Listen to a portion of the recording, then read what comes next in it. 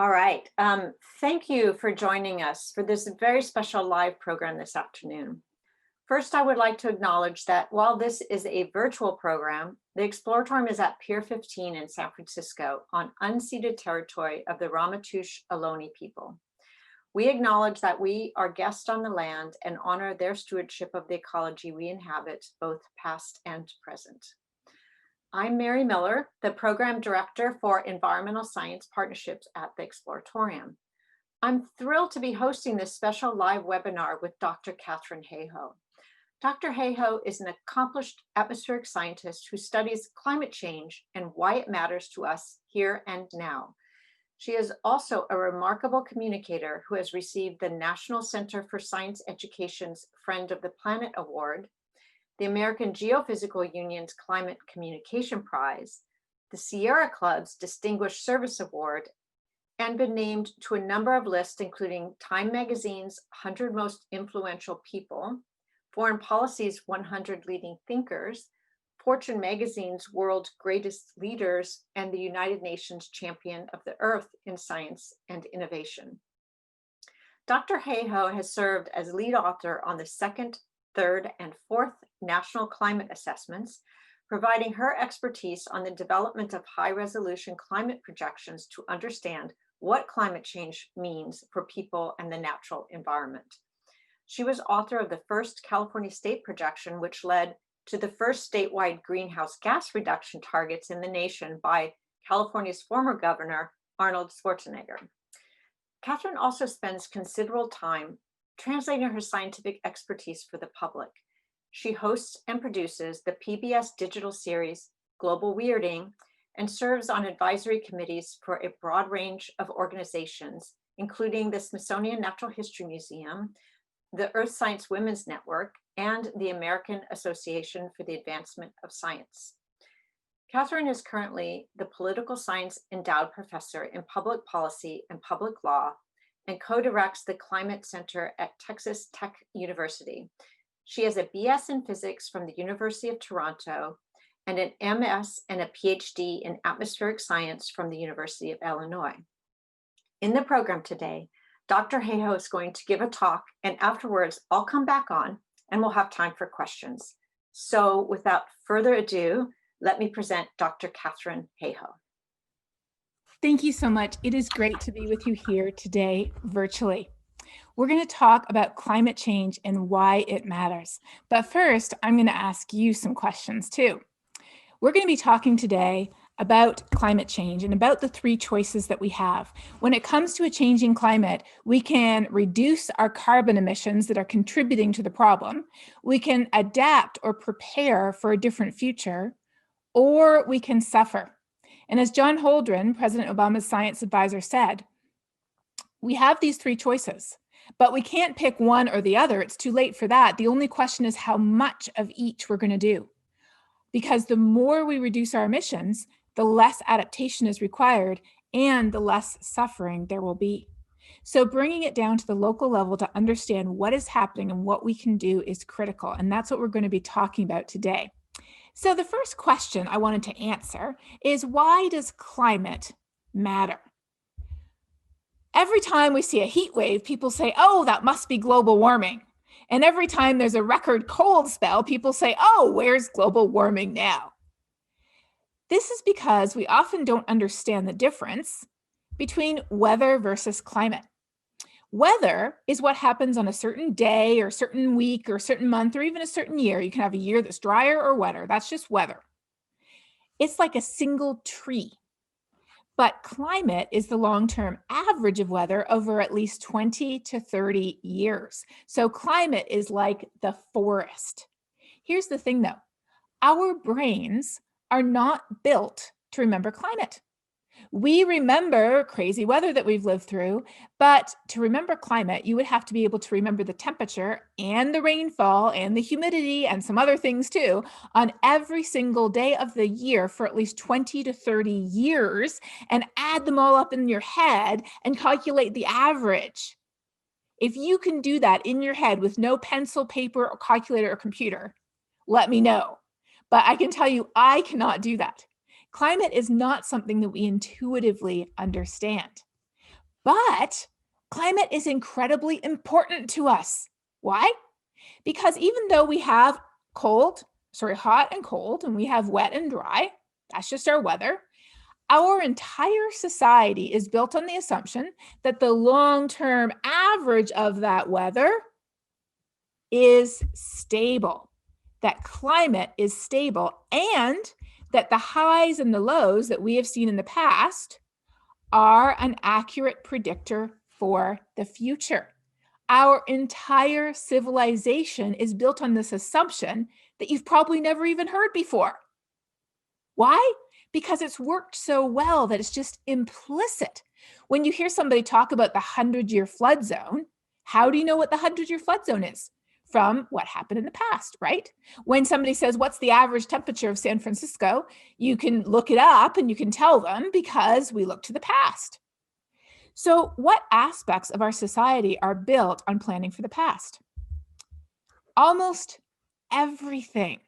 So our residential and commercial building codes, what type of crops we grow, where and when and how, the energy demand that we plan for, where our flood zones are, whether we need snow removal equipment or not, our water planning, even the clothes you have in your wardrobe are a function of climate.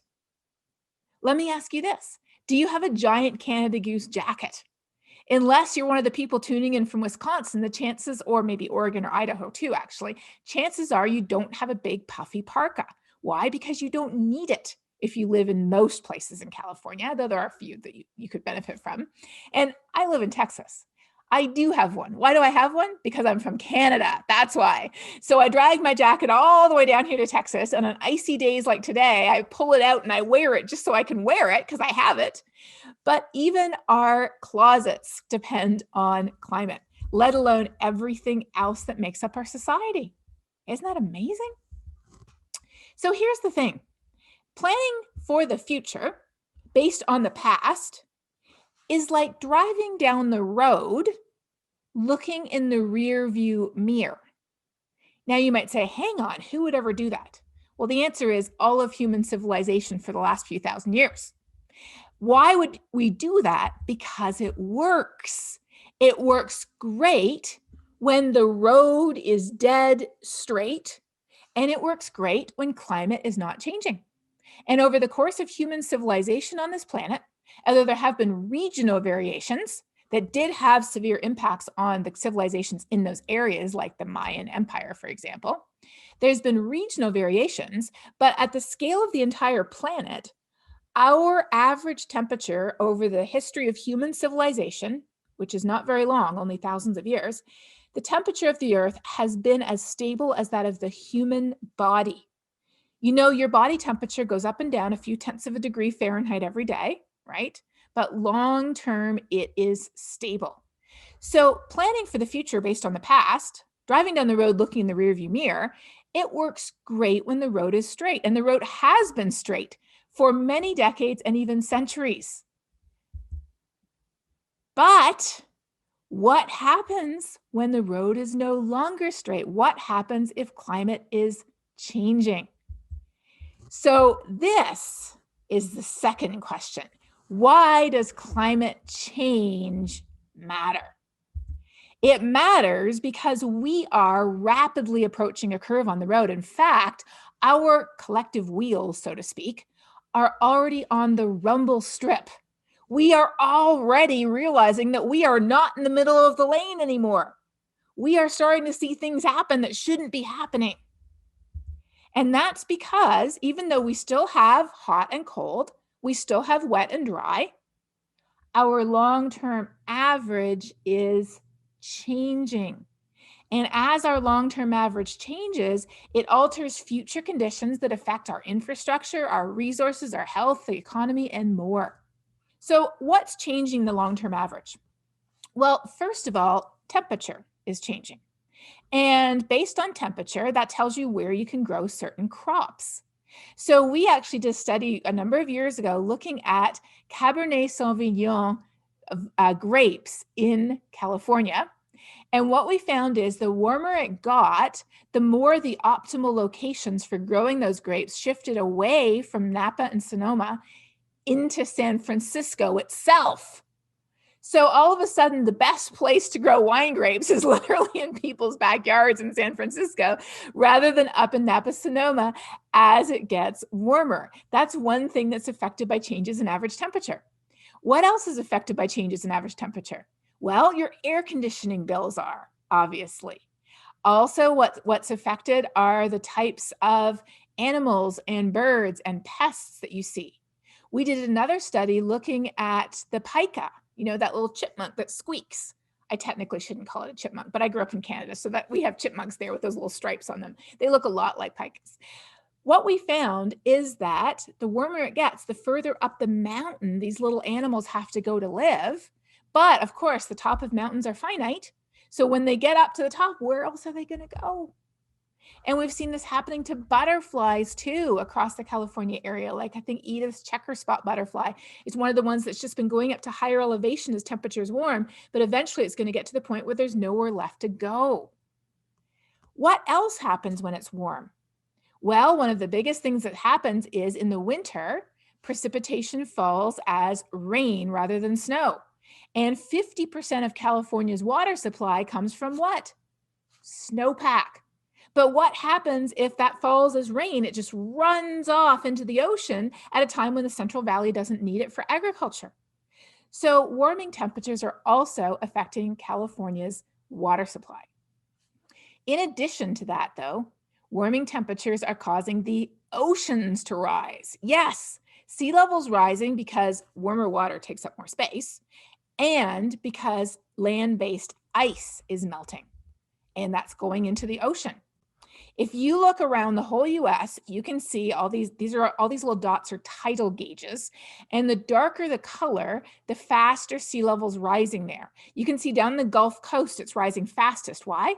Because the land there is actually sinking because of the withdrawal of water and oil and gas from underground reservoirs. And then sea level's rising, so they get a double whammy.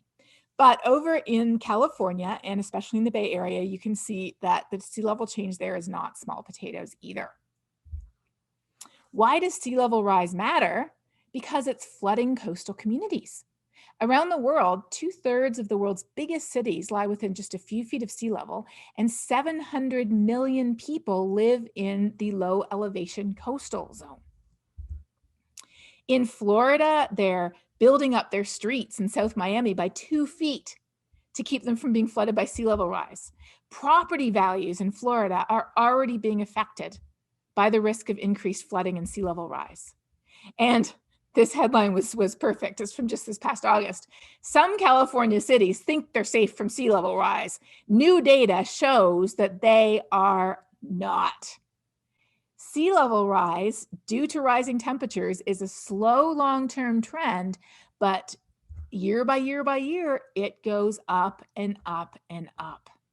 It increases the risk of flooding from high tides, and it also increases coastal erosion, and it increases the risk of permanent inundation in low-lying places. What do we expect to happen in the future? Nothing good. Sea level is already rising twice as fast as in the 1990s, and depending on the choices that we make, how much we mitigate, we will have, if we mitigate a lot, we'll have less to adapt to. If we mitigate not much, we will have way too much to adapt to. In fact, for example, if you look at the year 2050, this is a map zooming in on the San Francisco area. You can see the pink shaded areas are areas that would be below water level by 2050. And this is not below the high tide level. This is just below the permanent water level. So that upward trend, that change in our climate has some profound impacts on California's agriculture, on its water supply, on its coastlines, and its flooding. But this is not the only change that's happening. You know what else is happening? Look very carefully and don't blink. What else is happening is our variability is increasing. So the ups and downs that we used to cope with, they're actually getting stretched out also. We care about a changing climate, not just because the long-term average is changing. We care about it because it's taking many of the risks we face today and exacerbating them or making them worse. So wherever we live, we know that we get weather and climate disasters naturally, right? That's just part of life on this planet. And actually, if you live in Texas, like I do, we get more of them than any other state. Why is that? It's because Texas gets ice storms like we just had today. It gets blizzards, it gets droughts and hurricanes and floods and heat waves and dust storms and tornadoes and hailstorms. And what did I miss? Pretty much everything. Oh, we do get wildfires too. Actually, there's 2 wildfires burning in Texas right now, though they don't make the news because they're nothing like what happens in California, but they're still pretty bad for Texas. So in Texas, we get crazy weather all the time. Like I said, we get record-breaking droughts. We get dust storms so big they have a fancy name, haboobs. We get floods and hurricanes taking out entire bridges and roads. And if you live in California, you get these weather and climate extremes too, right? In California, you've got wildfires, you've got droughts, you've got terrible air pollution, you've got heat waves. So now I'm going to ask you another question. So the most memorable weather event that you have lived through was what? All right, so far we've got Hurricane Irene and we've got crazy smoke, yes, and we've got fire, yes. So this is a wordle. The more people answer a certain word, the bigger the word is. So we've got a lot of people saying fire, but we've also got wildfire, we've got the Paradise Fire, we've got hailstorm, lava, yes. Everybody has lived through some type of crazy weather. And extreme weather is like rolling a double 6. So on the weather dice, these are the weather dice, there's always a chance of rolling a double 6. A double 6 is a record-breaking heat wave or wildfire or flood or storm or hurricane. So if this is natural and this is normal, which it is, where does climate change come in? Well, what climate change is doing is it's sneaking in almost while we're not looking, decade by decade, it's sneaking in, so to speak, and it's replacing one number with a 6, and then another number with a 6, and then another number with a 7. And so all of a sudden we're rolling many more double 6s and even some double 7s compared to what's ever happened. And we say, how can we be having 3 500-year flood events in 3 years? That makes no sense. It doesn't if the road is straight and climate isn't changing. But if the road is curved and climate change is loading the dice against us, so to speak, it makes all the sense in the world that what used to be a 500-year flood event has already all of a sudden turned into a 5-year flood event. Or a 500-year heat wave has turned into a 3-year heat wave. That's how climate change is loading the dice against us. The single best description of climate change comes from the US military. They call it a threat multiplier. In other words, 9 times out of 10, it's not creating a new problem we've never seen before. It's taking a problem we already have and it's making it worse. So again, the question when we see something happening, the question is not, did climate change create the problem? Because 99 times out of 100, it's a problem we've already seen before, right? The question is, did it make it worse? And today, increasingly, science is not only able to say, yes, it is, but science is also able to say how much. Yeah, how much more frequent it made it, or how much worse, or how much more damaging. Science can actually say that. So for example, with Hurricane Harvey that hit Houston back in 2017, it's estimated that almost 40% of the rain that fell during that hurricane would not have occurred if the same hurricane had happened 100 years ago.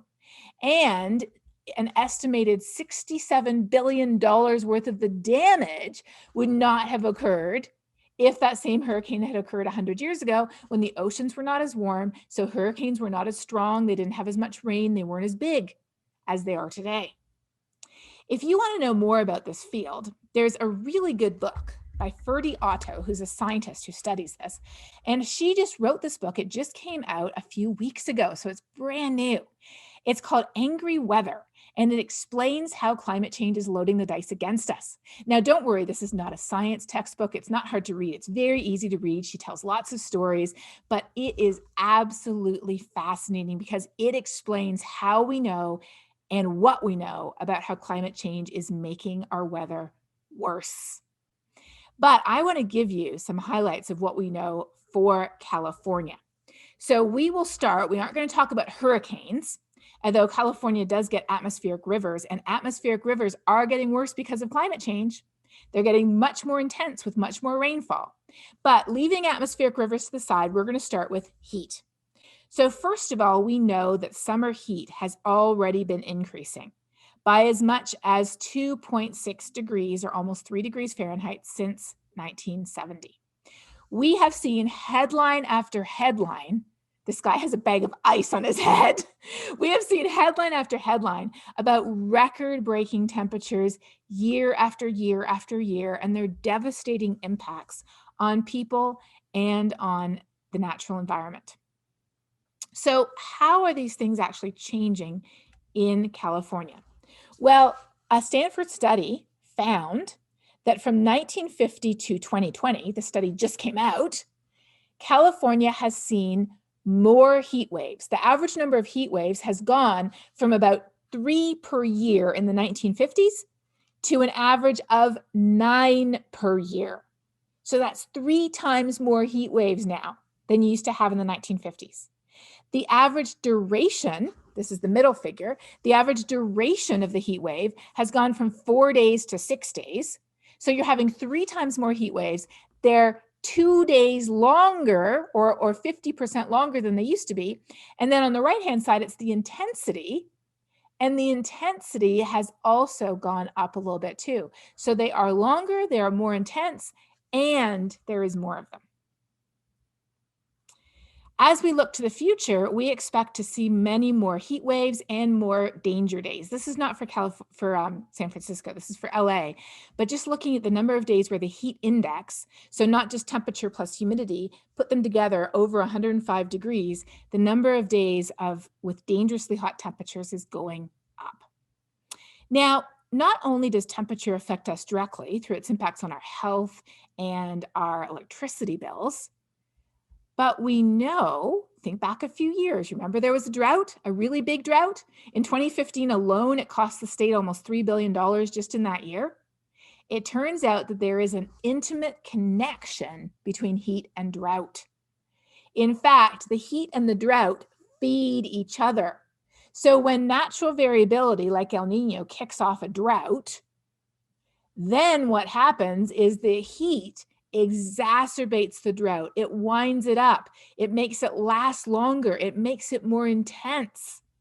The heat is actually contributing to the drought. And one of the main mechanisms that it does this with is something that scientists called the ridiculously resilient ridge. You probably saw that phrase a lot during the drought the last few years. It's a ridge of high pressure system that directs storms away from California. So the storms can't go over California. They can't dump their rain. The ridge of high pressure is maintained by hot temperatures. And as one of the authors of the study, Noah Diffenbaugh from Stanford said, he said, the current record-breaking drought in California has arisen from both extremely low precipitation, obviously, and extremely warm temperatures. It's a 1-2 punch. Well, then we've got wildfires, and you have seen these skies with your own eyes, many of you, the apocalyptic orange skies. Now, wildfires are a natural part of the ecosystem in California and through the whole West, right? Most of the wildfires in the lower 48 states are the result of accidental human ignition. So in California, for example, it's estimated that only 7% of large fires were actually deliberate arson. Most wildfires were started by what? By somebody keeping an old appliance plugged in their shed that shorted out and burned down the shed and started the wildfire, or by sparks coming off a power line, or by somebody dropping a load of burning trash into the dry brush, or by fireworks at a gender reveal party. All of those were real life examples that have started real fires in California in the last few years. There is some lightning ignition too, and then up in Canada and Alaska, there most of the wildfires are lightning ignition. So the absolute number of wildfires hasn't changed much, especially because, again, they're mostly human ignition. If they've changed, it's just with human population. The more people going in somewhere, the more likelihood of an accident. So does that mean that climate change isn't affecting wildfires? No, not at all. It is affecting them because when that match drops into the dry brush, so to speak, it's dropping into much drier vegetation than you would have otherwise. And so what we see is without climate change, across the whole Western US, we would have seen about 11 million acres burned by wildfire naturally from the 1980s through 2015. But with climate change, we saw actually more than double that burned because climate change is loading the dice against us. So picture it this way. Imagine dropping a match into a pile of green wood. What happens? Not much. Now imagine dropping a match into a pile of bone dry kindling. What happens? It takes off like a conflagration. There are sparks flying everywhere. That's the difference between with or without climate change. Climate change is increasing the area burned by wildfires. And we are seeing this in spades in California. So if you live in California, you can probably think back to December 2017. I realize that December 2017 might not feel like 3 years ago. It might feel like 30 years ago at this point. But if you remember back to the Thomas wildfire in December 2017, it broke the record for the largest wildfire on record since records began in 1932. That was in December. But by August, the ranch fire had broken the record. And then by the following November, the campfire had smashed the record. And where are we now? Well, Cal Fire put out this graphic, which I think is absolutely stunning, of the area burned by the top 20 largest California wildfires in history. So the area of the pie shows how much area was burned by the wildfire. So the bigger the piece of the pie, the more area burned. The gray pies, there's only 3 of them. The gray pies are the fires that happened from 1932 when records began through 1999, through the end of the century. 3. Then the blue is the wildfires that happened from 2000 to 2019. And if you look down at the very bottom, I think they should actually break out these colors a little bit. If you look down at the bottom, you can see the Thomas, the Carr, and the Mendocino complex fire. I think they should make those another color because they were just December 2017, 18, and 18. And then red, you have 2020. 2020 is more than a third of the entire pie alone. This is how climate change is loading the dice against us in California. But it's not just California. So last year, Alaska had its worst wildfire season on record. In 2018, British Columbia had its worst wildfire season on record. And in 2015, the Fort McMurray wildfire was the costliest insured disaster in Canadian history. And then just think back to last January 2020. What was in the news January 2020? This. Where was this? Somebody knows because I saw this on the thing that you filled out. These are the Australian bushfires. This dominated the news. They estimate 1 billion animals were killed in these fires. Some might even go extinct. Entire scientific study sites that scientists had invested in for decades were completely destroyed. People's homes were decimated. The inhalation from the smoke is estimated to have lasting health consequences. This is happening all around the world as climate change loads the dice against us. As the Prime Minister of Dominica said, whose island was almost completely wiped out during the previous record-breaking hurricane season of 2017, which had, I think, as many as 5 hurricanes in the Gulf and Southern Atlantic at the same time. He said, to deny climate change is to deny a truth that we have just lived. So my next question is this.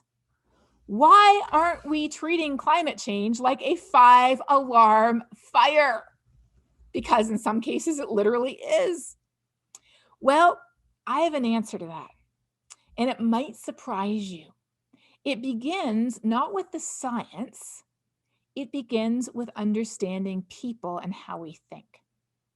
So the Yale program on climate communication asks people all kinds of questions. And if you want to find out more, you can look at results by county and by congressional district. If you just Google Yale climate opinion maps, they'll pop right up and you can look at them later because they're very interesting. But I'll show you a few of them here because they show what the point that I want to illustrate. And it is this. If you ask people, is global warming happening? Most people will say yes. Now, San Francisco is one of the darkest orange counties in the country. Although there's a few other good dark ones too, Seattle, northern New Mexico. But then you ask people, will it harm plants and animals? Most people say yes. Will it harm future generations? Most people say yes. So most people agree that climate is changing and that it will affect plants and animals and it will affect future generations. And then you say, well, will it affect people in developing countries who live far away? Oh, probably. You know, it's a little bit lighter, but probably. Will it affect people who live in the United States? Maybe. We've got a lot lighter yellow here and even a little bit blue. Blue means less than 50% of people in that county said yes.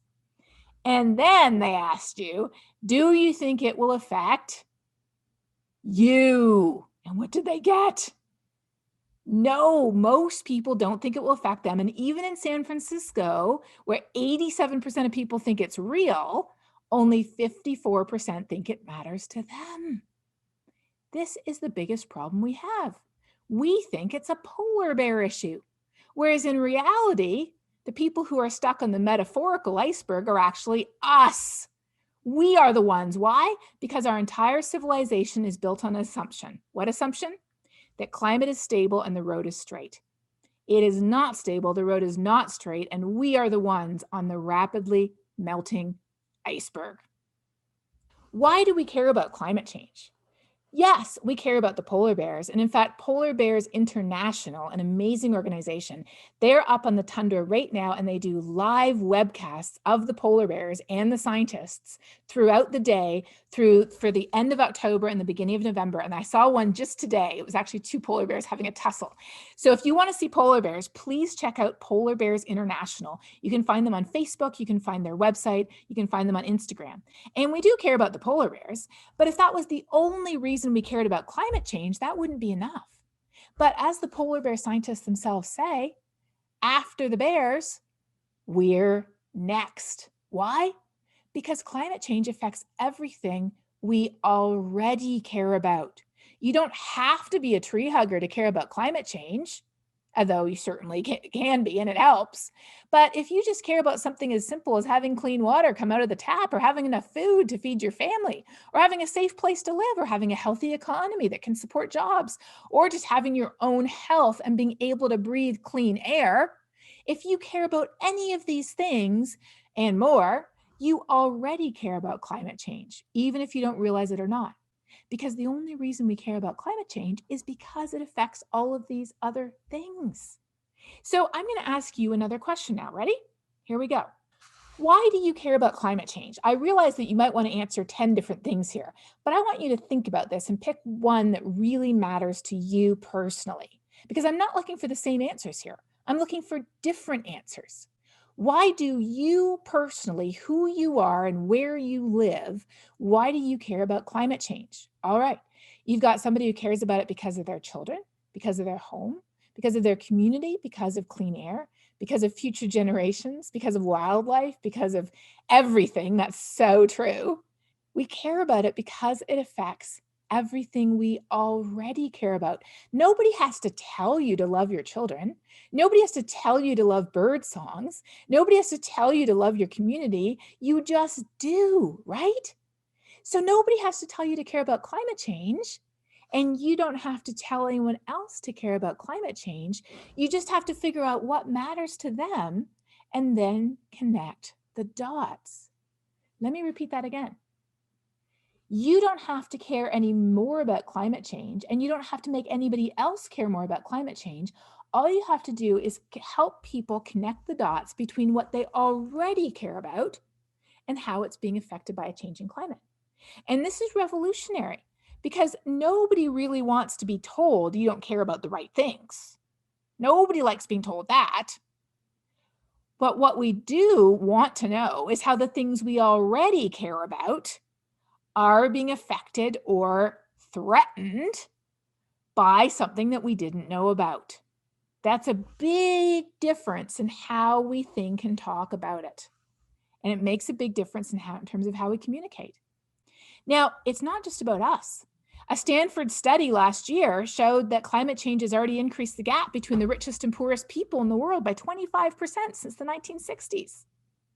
We know that women are disproportionately affected by climate change, and Indigenous peoples and marginalized populations right here in the United States, and Black communities are affected more by air pollution and climate change and flooding and disasters. So the last question that I want to answer is this: what can you do about it? The answer to what you can do about it, the number one thing that every single person, whether they're a kid, an adult, senior citizen, wherever they live, whatever they do, every single person, the answer to the number one most important first thing we can do is actually in these maps. Not this map. This map says, do you think it's going to affect you personally? And people say mostly no. And even in San Francisco, they're only 50-50. But there's one more map that was darker blue. You know what that was? They asked people, do you ever talk about it? And most places across the whole country said no. Seattle and San Francisco are the only two places where you got even 50% of people discussing it occasionally. Occasionally. 50% of people discuss it occasionally. And if you live somewhere else, it's much less than 50%. The average across the whole country is 35%. Here's the connection. If you don't talk about it, why would you care? If you don't care, why would you ever do anything about it?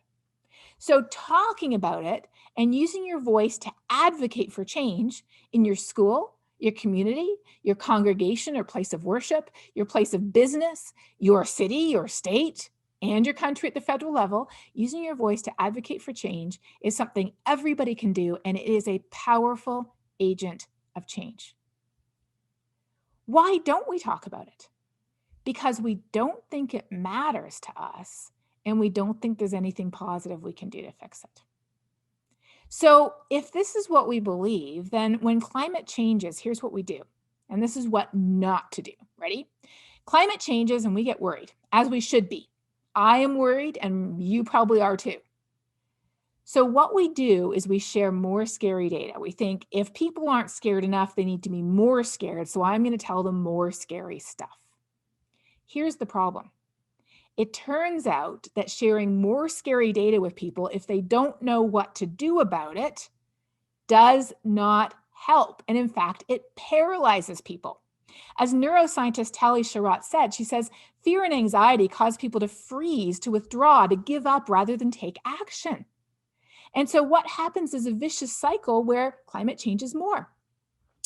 One of my colleagues, Andreas Karelis, who wrote a wonderful book called Climate Courage that talks all about positive climate solutions, he was in the BART a couple of years ago, and he saw a man reading the book called The Uninhabitable Earth by David Wallace Wells, which is a very detailed research book about all the most scary data you can imagine about climate change. So he asked the man, he said, I noticed you're reading this book. What do you think? And the man said, wow, I always thought climate change was real, but I never knew it was this bad. There's nothing I can do about it. And he got off the train. So that scary information dump is not what helps people activate. Instead, we need to talk about why and how climate change matters to us, which we have done at length here already, right? Extreme heat, air pollution, water supply, sea level rise, droughts, and wildfires. And then we have to talk about all the positive things we can do to fix it. So when climate changes and we get worried, here's where you break the cycle. Ready? Break the cycle by sharing information about how it affects us and positive solutions that we can use to fix it. People feel empowered and action results.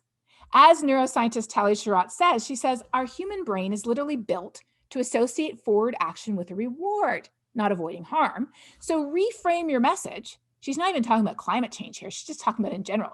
Reframe your message, she says, so the information you provide induces hope, not dread. And where do we find hope? We find hope by beginning with things that we care about. Begin the conversation with talking about how you're a mom, or you love skiing, or you go to the same type of church, or you live in the same place, or you have a family or military experience or activity you enjoy. Who am I? I care about climate change because I'm a scientist, because I live in Texas, which is very vulnerable to the dice being loaded against us, because I'm a skier, which requires snow, because I'm a mom, because I'm a Christian.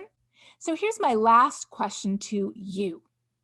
Why do you care about climate change? Because I am a what? And this should be very personal to you. Who are you? One word here. Who are you that makes you care about climate change? Oh, I love that. I care about climate change because I'm a friend, because I'm a mother, because I'm a human, because I'm a scientist, I'm a diver, yes. I'm a nature lover, a grandma, a parent, a Christian, an engineer, a sister, a bird watcher, a teacher, an auntie, a young person. Absolutely. You see the diversity here? Whoever you are is already the perfect person to care about climate change. Isn't that incredible? So the reality is that most people already care, they just haven't connected the dots. And what we need to do when we talk with people about climate change is we just need to connect the dots for them. Remind them of why it matters, how it affects them, and what we can all do together to fix it. Thank you so much. Thank you. Thank you so much. That was just such a clear, and I just appreciate so much. You were talking about scary stuff, but you brought in like what we feel and what we can do. But I'm going to kind of go a little scary again. Okay. Because it is October 28th. There's a hurricane that's bearing down in Louisiana that uses Greek names now because they ran out of the, alphabet. Mm-hmm. Unprecedented fires in Colorado and Southern California. But there are still politicians who don't acknowledge that human-caused climate change has a role. Mm-hmm. So what do you say to people who are on the front lines about what they can do to protect themselves now and in the future when their leaders don't even acknowledge that there's a problem? Well, many leaders do. So, especially in California, as well as in other states around the country, there are politicians, there's cities. The city of Houston, which of course you know is home to most of the major oil and gas companies in the US, they just declared a climate action plan to reduce their carbon emissions to meet the Paris Agreement goals, which is amazing. All told, around the country, there are cities and states, tribal nations, universities, corporations, and more who have all agreed that they're still in on the Paris Agreement, and they make up almost half of US emissions. So first of all, action absolutely is happening. And that book I referred to called Climate Courage is fantastic because it gives you all kinds of hopeful examples of people who are making a difference. But if you're talking to a politician, for example, and politicians are just a special type of human, you would take the same approach as with that other human. You begin your conversation not with what you disagree with them on, because nobody likes somebody coming up to them waving a bony finger, ready to pick a fight. Begin the conversation with something you agree with them on. Do a little bit of research, find out what issues are important to them. And 9 times out of 10, there will be an issue right at the top of their priority list, 1, 2, or 3, that you can connect directly to the impacts of a changing climate or the benefits of green jobs. And that's your in, by starting with what they care about, not with what you think that they should know. And Ruby is just going to drop a link to my TED Talk into the chat here, because what you got here was not my TED Talk. My TED Talk is actually called How Do We Have These Conversations About Climate Change? And so if you want to know more about how to actually talk to people about climate change, go to the chat, the link to the TED Talk just went in there, click on it, and it gets all into how do I start the conversation? Why are these conversations so difficult? And how can we make them go well? You mentioned that you're from Texas, although you're a Canadian transplant to Texas. But a large part of the economy there, as you said, is based on fossil fuels and chemical plants. which provide jobs for communities, but also disproportionately impact Black and minority communities. So, that's often used as the hook for why we can't do something, why we can't transition from fossil fuels, because they're middle-class good jobs. So how do you solve the environmental problems that we need to do to reduce the inequity and the inequality and environmental racism, I'll just say that, while still giving people income and not harming the economy? Well, this is something that's known as a just transition. So in other words, while the fossil fuel companies have enriched themselves at the cost of the planet, the average person making a decent wage is not being enriched. They're just putting food on the table for their family. So they don't deserve to just be, thrown out of work as we move forward into the future. But at the same time, we have to recognize that we have to change. And in fact, we're already changing. In Texas, 20% of our electricity already comes from wind. Texas is number one. California is up there in solar, of course, but Texas is actually starting to climb. They weren't even top 10 years ago, and now I think they're number 4. So watch out, California. Texas is coming. Why is this happening? Because it's cheaper and because there's jobs. Across the whole US, the fastest growing jobs in the last 5 years, every year, has either been in the wind or the solar energy industry. They've been competing back and forth against each other. And there's more jobs in the solar energy industry than the coal industry today. So this change is already happening. And the oil companies need to come to the table. They need to recognize that there's cleaner ways that they could be doing what they're doing today.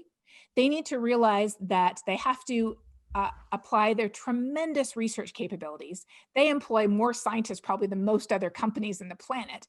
They have tremendous research capabilities to look into zero carbon liquid fuels, which we will definitely need for the transition. And drilling is needed for doing geothermal energy, for looking at water, for some types of mining. There's still ways that they can use those skills in ways that are actually more stable. Because the oil market, it's boom or bust. So people lose their jobs all the time as the prices drop or rise or drop or rise. And in fact, crude oil was negative in May, which devastated the oil and gas industry. But the solar panels we have on our roof, which I absolutely love, they come from a company called Mission Solar in San Antonio, that the last time oil prices fell, they actually took in a bunch of out of work oil workers, and they couldn't pay them quite the salary they were making in West Texas, but they could guarantee a salary that wasn't going to go up and down, boom or bust. And so our solar panels were made by former oil workers, and I just think that's awesome. So I'm looking at the current top questions because you already started, with talking about jobs. What kind of actions, projects can we do as a starter? And I wanted to also say that I read recently about a town in Kansas, I think it's called Greensburg, which is very appropriate, that was destroyed by a tornado, and they rebuilt the town using wind energy. They were destroyed by wind, but they used wind energy to rebuild. So what can you tell us about that project and how they actually made it happen in a very Republican state? And is it a model for other communities or other larger areas like Puerto Rico that was just, the grid was destroyed by a hurricane? How do you do that multiplier? Instead of force multiplier, it's like positive multiplier. Well, you don't want anywhere to be destroyed first. So that's not really what I would call a multiplication model. That is true. But that said, when energy independence is a profoundly American value. The idea that you can grow your own energy, you don't have to bring it in from somewhere else. And frankly, in a lot of places, including in Southern California, solar plus storage, because of course the sun doesn't shine at night, solar plus storage is actually cheaper than natural gas. So prices are changing, and they're changing quicker and quicker. And that is what drives a lot of the transition. That's what drove it in Texas. It wasn't any clean energy standards, I can tell you that. That was not it. It was price, pure and simple. And I even talked to some farmers who had wind turbines on their land. I talked to a farmer who didn't have wind turbines, and his neighbor did. And I said, if you don't mind me asking, is there a reason you don't have wind turbines? And he said, yes, there is. And I sort of expected a diatribe against, climate change in the United Nations, because I knew he didn't agree with the science. So I said, what is it? And he said, my neighbor got on the list 2 years before I did. He didn't even tell me about it. And when I got on the list, I had to wait to get my turbines. They still haven't arrived. So so really the world can change, but we have to make it change faster. And a lot of the change isn't happening because people just don't know about it. They don't know what they can do. They don't even know what LED light bulbs they should be buying. They don't know where they would get solar panels or how much they cost, or the fact that you can get loans for them so you pay the same amount every month that you pay for power. They don't know any of this stuff. So get a copy of Climate Courage, that book I talked about, find out about solutions and talk to people about them. It is awesome. Mm. Well, that's great advice about what we can do as individuals. Let's just say in the next administration, you are asked to provide advice for the president. What would you tell him are the highest priority that we need to do now because of these force multipliers from climate change? Mhm. What advice would you give? Um, I would say, first of all, that the time to act is now. And I would lay out the very solid economic case that shows that by taking serious action to mitigate and adapt, the United States will avoid quantifiable suffering, not just in terms of losses of lives, but actual dollars that they can balance out against how much it costs to mitigate and to adapt. They can also grow jobs in some of the most impoverished areas of the country. Green recovery plans from the coronavirus pandemic are being implemented around the world. Why not the United States? The economy needs a tremendous kick in the pants to rise out of the hole it's in. In fact, the headlines today, of course, were that France just went into a lockdown and the US economy took the biggest hit that it's taken since June. The economy needs all the help it can get, and that help can come from investing in the clean energy economy, from investing in research and development, which pays back multiple orders of magnitude into the economy, and from building resilience to these risks, because not only does a stitch in time save nine, as our grandparents told us, but according to FEMA, depending on what type of disaster you're talking about, whether it's a flood or a hurricane or so on, $1 spent ahead of time to reduce our vulnerability and adapt actually saves anywhere from $6 to $12 when disaster hits. It just makes sense, and putting this money into the economy in a sensible, smart way that actually balloons over time and leaves us all much better off, carbon emissions going down, more resilient to the impacts of a changing climate. It makes all the sense in the world. Um, Resilience is such a good concept, and your work really is to help communities and maybe regions really understand where their biggest threats are. And so, for instance, in the Bay Area, it could be sea level rise, but also obviously lots of people live in vulnerable fire areas. So for individuals, do you advocate that they mostly sort of investigate and find out what the biggest risks are and deal with them, or do you also advocate that they take action, either voting or buying an electric car, or what's going to make the most difference besides talking about it for individuals to do? Well, number one is talking about it. Number two is advocating for action. Because although we need system-wide change, systems are made up of people. So each of us is connected. You're obviously connected to the exploratorium.